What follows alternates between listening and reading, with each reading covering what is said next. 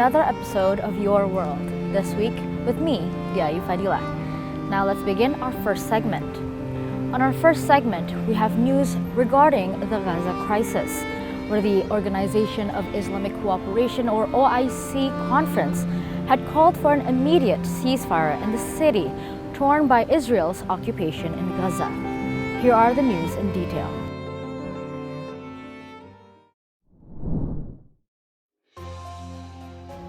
The Saudi Foreign Minister Prince Faisal bin Farhan said on Saturday that the only future for Gaza right now is an immediate ceasefire. During a joint presser following the Arab Islamic Conference on Gaza held in Riyadh, Prince Faisal bin Farhan was asked about the future the Arab League and the Organization of Islamic Cooperation, or OIC, can predict for Gaza Strip. He responded saying the only future, and this is the unifying position of the Arabs, is an immediate ceasefire. He also slammed the international community for its double standards and negligence in the response to the Israel-Hamas war.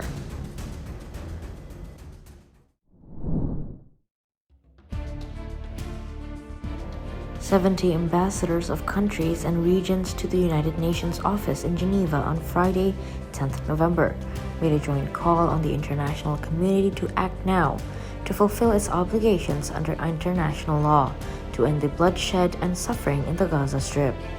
They appealed for an immediate ceasefire and urged the international community to exert maximum pressure to ensure emergency humanitarian access and assistance to restore basic services. The statement also called for the release of all hostages and political detainees, action to protect civilians and public facilities, and an end to the forcible transfer of Palestinians within or from Gaza.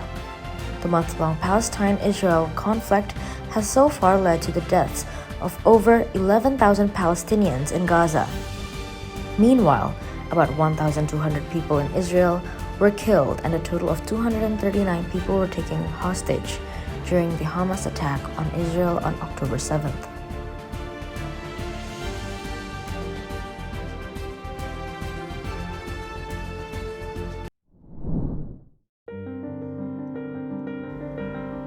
Continuous Israeli attacks and disrupted fuel supplies have forced residents in the besieged Gaza city to flee south on foot. Thousands of these forced displaced people, including the elderly, children, and pregnant women, are heading for southern Gaza via the evacuation corridor amid intensified Israeli ground and air attacks. Due to the lack of fuel, they can only walk or take horse-drawn carriages, carrying limited belongings with them.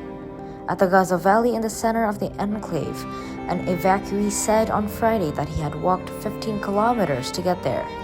His wife, who was expected to give birth soon, had to walk too. He said the situation was very tense to the extreme. The bombing targeted schools and hospitals.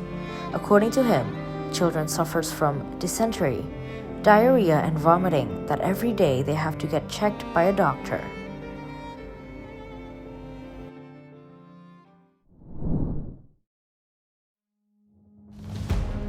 Interior Minister Anutin Chan Virakul floated the idea following the shooting near the Sacred Heart Convent schools in Kong Toi last Saturday, which a school teacher was killed and one vocational student was seriously injured.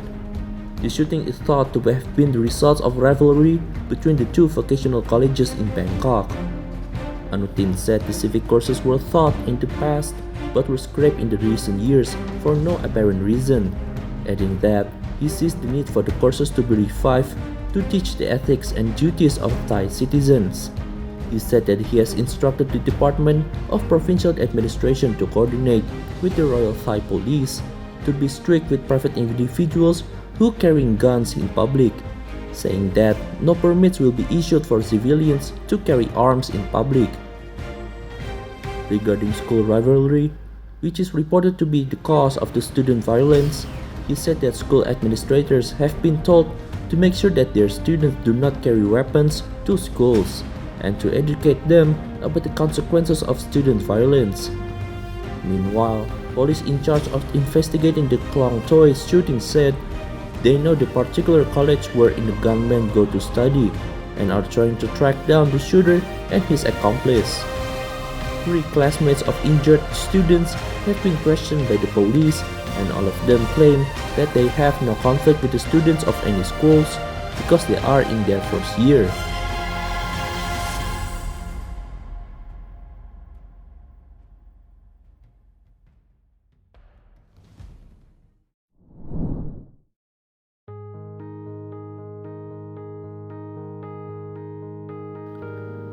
Dr. Tongchai Keratayatakorn, Acting Director General of Department of Disease Control, said that the 123,000 people infected, 139 people have died, and most were in the 25 to 34 age group. He said officials have conducted field surveys of potential breeding grounds of the strip mosquitoes, such as temples, mosques, churches, hotels, resorts, schools, factories, hospitals, and government offices, and discovered that 60.9% of temples are significant hatching grounds for strip mosquito pupae, followed by 55.6% of factories and 46% of schools. There are 4 strains of the dengue virus.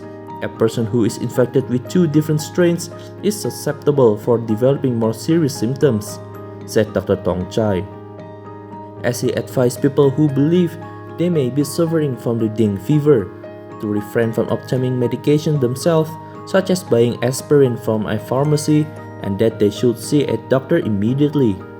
He warned that delay in doing so by an adult who has underlying conditions such as cirrhosis of the liver or menstruating woman may prove fatal.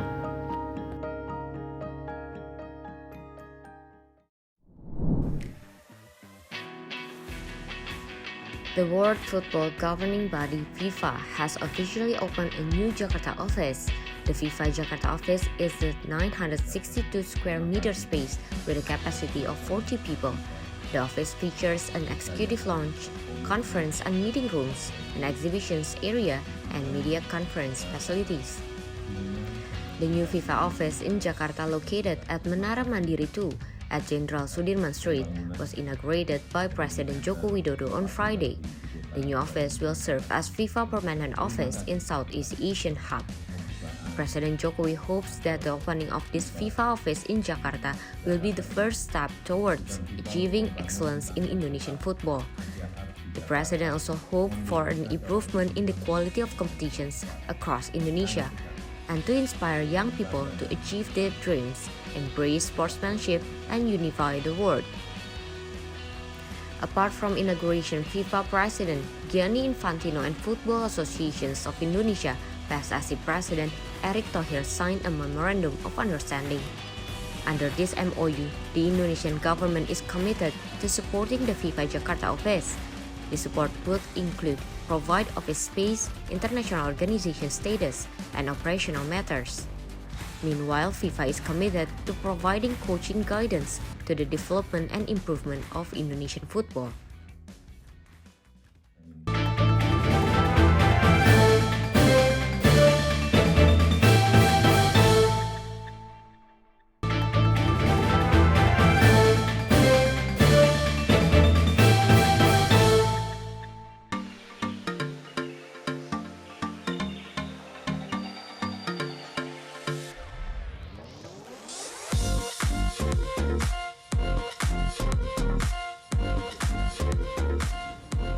Now we have some inspiring stories from Indonesia, where Pertamina Hulu Mahakam or PHM has successfully separated oil and water emissions, generating $96 million.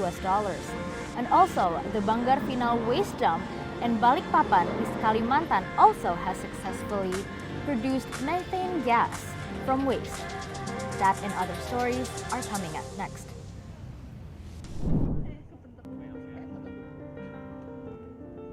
PHM's field manager of the North Processing Unit, Andi Suhendra, said the facility has been in operation since 1998. His team managed to improve an emulsion of separation process of crude oil from 30 to 80%, previously to 5%. Such improvement unlocks the potential value of the 1.5 trillion rupiah or $96 million. The North Processing Unit currently produces 4,000 barrels of oil per day. and 60 million standard cubic feet of natural gas per day.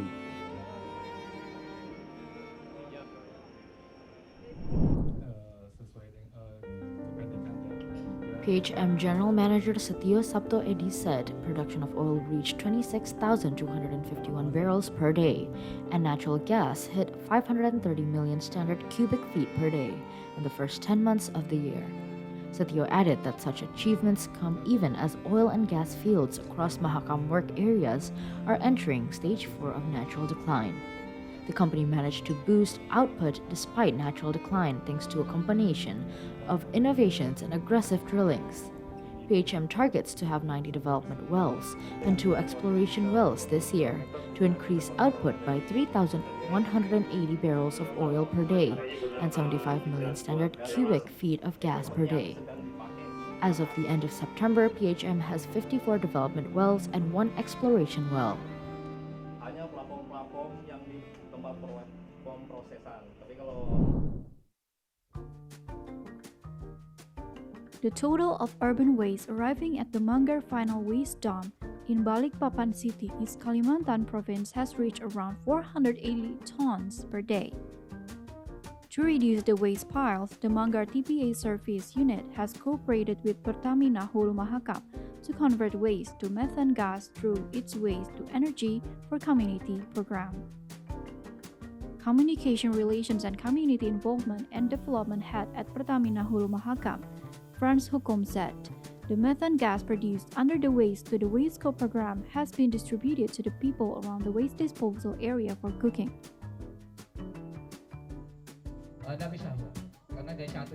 Similar comment came from Manggar TPA Supervisor Siono, who said that the gas from the Manggar TPA was initially only for internal purpose, but it has been able to empower the local economy. With low-cost methane gas supply, the local people are encouraged to open small business on cooked and processed food. Siono explained that the methane gas produced from waste is distributed to households through PVC pipes. The people living around the Manggar TPA only need to pay 10,000 rupiah per month and can save up their MSME operational costs. Previously, the people used between 3 and 4 3-kilogram LPG gas canister a month.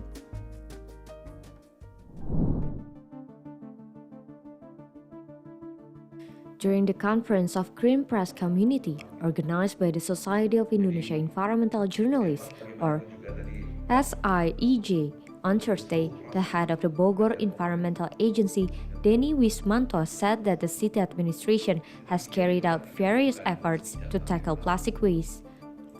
One of which is the Bogor Without Plastic Bag movement, or BOTAG. The administration even put the movement in a mayoral regulation in 2018, which covers means and programs on plastic reduction. Denny added that only one dump site in Bogor has so far applied plastic waste management. According to the Environment and Forestry Ministry data, plastic waste reached 11.6 million tons as of 2021, about 17% of national waste.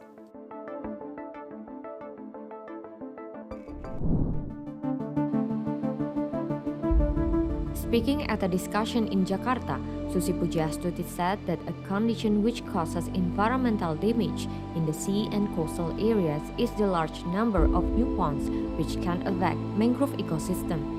Susi said planting mangrove trees is not easy as it takes 8 to 10 years to reach a height of 3 meters. However, the massive expansion of the pond industry has further eroded mangrove forests in coastal areas. Data from the Ministry of Maritime Affairs and Fisheries show that Indonesia has around 785,000 hectares of pond areas in 2021. That figure includes fish ponds, salt ponds, to other cultivation. Susi added the massive pond industry will not only destroy mangrove forests but also pollute the environment. For example, shrimp farming generally uses saponin as a pesticide which harms the fishermen's catch, threatens their livelihood and local economy. Susi underlined the need for the government to issue policies which favor environmental sustainability and environmentally friendly businesses.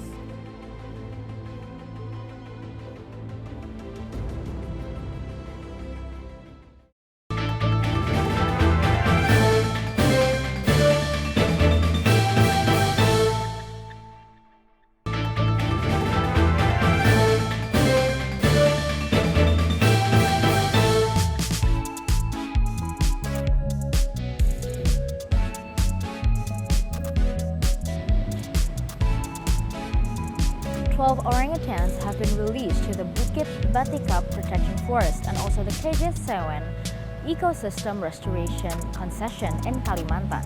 That and other stories from Nepal and Northeast China are up next in our last segment.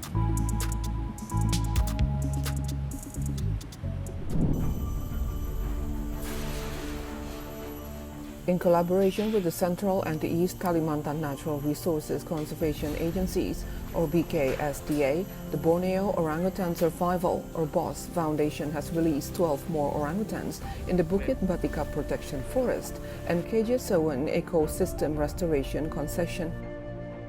The orangutans are from its two rehabilitation centers, Nyaru Menteng in Central Kalimantan and Samboja Lestari in East Kalimantan.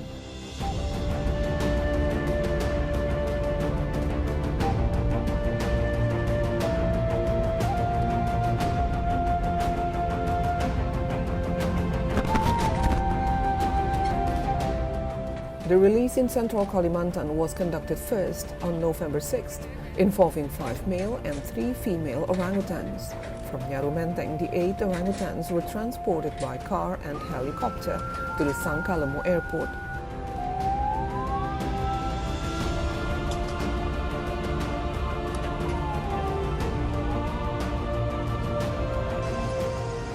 They were then flown directly from Sangkalemo Airport to the release points in the heart of the Bukit Batikap Protection Forest.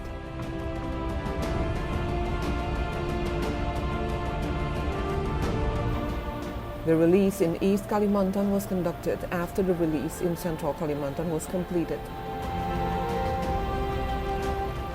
From the Samboja Lestari Orangutan Rehabilitation Center, the release team traveled with 2 female and 2 male orangutans aged between 13 to 30 years to the pre-release island of Kejesewen in Muara Wahau, East Kutai Regency.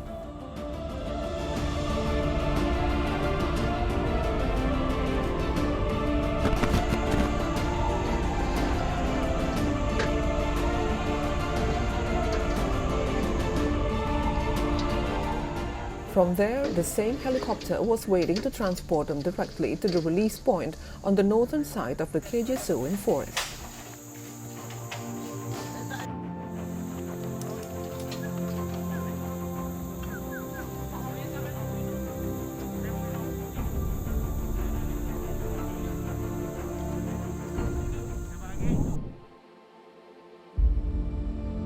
Hoang Linh National Park in Lao Chai Province has prepared the necessary facilities to accommodate for wallabies recently found in the wild in Chao Peng Province. This marks the first time that the Hoang Linh National Park Center for Rescue and Conservation has received wild wallabies. Recently, residents in Tang An District's Cao Bang Province discovered a total of 4 wallabies in the wild. It was determined that all 4 had been abandoned by smugglers who were apprehended by rangers.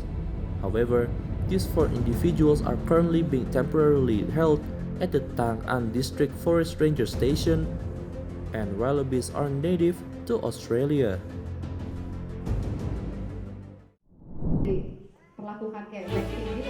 Music conductor of Trinity Youth Symphony Orchestra or Trust Orchestra, Natania Karina, says that the orchestra has 95 musical instrument players, who are mostly students coming different backgrounds. The orchestra has provided an opportunity to young people to develop their creativity and hone their musical skills. Here's what Trust players say about their interest to join the orchestra community.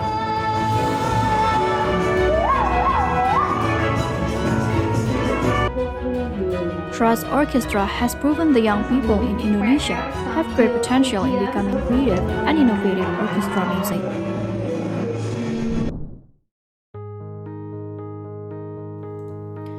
Hong Kong's landmark Chinese Opera Center, Shishu Center, is home to much more than the traditional Chinese performance.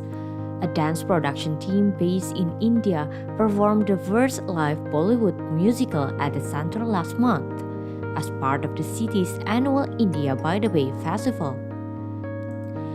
Vibrant colors equally matched by the explosive dance move, giant puppets, and ferocious drumming.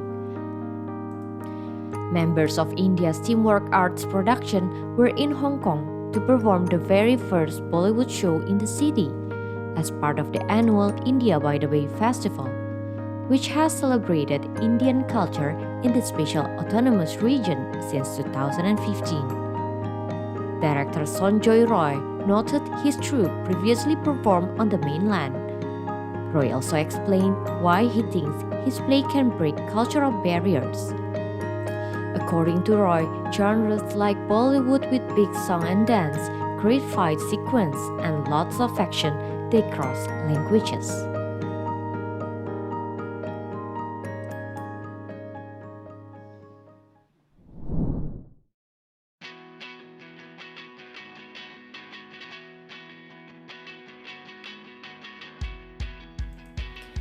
Tihar or Deepavali lights up major cities in Nepal.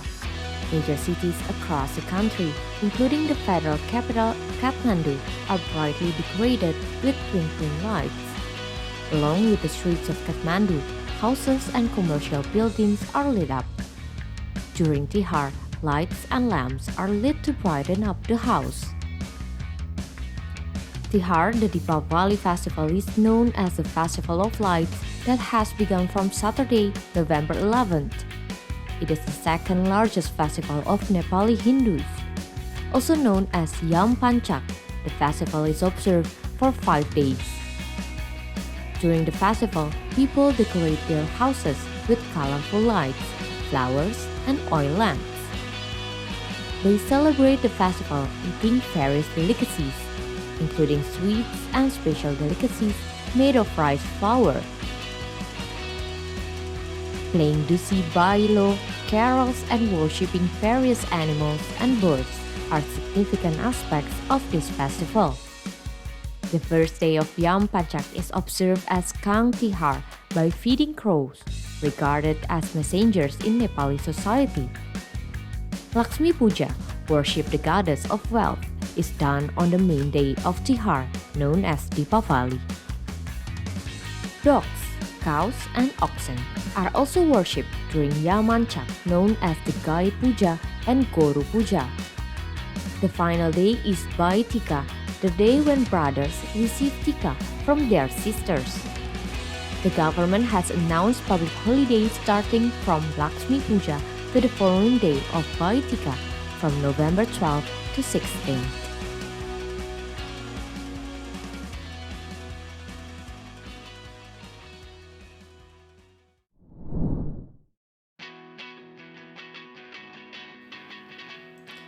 Winter has transformed a city's riverside view in northeast China, with the first frost of the year bringing about a captivating fairyland of ice and snow.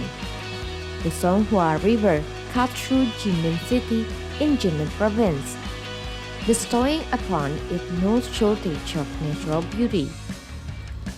As temperatures descend and mist settles on the trees along the riverbanks, residents and tourists brave the cold to take in the mesmerizing prime scenery.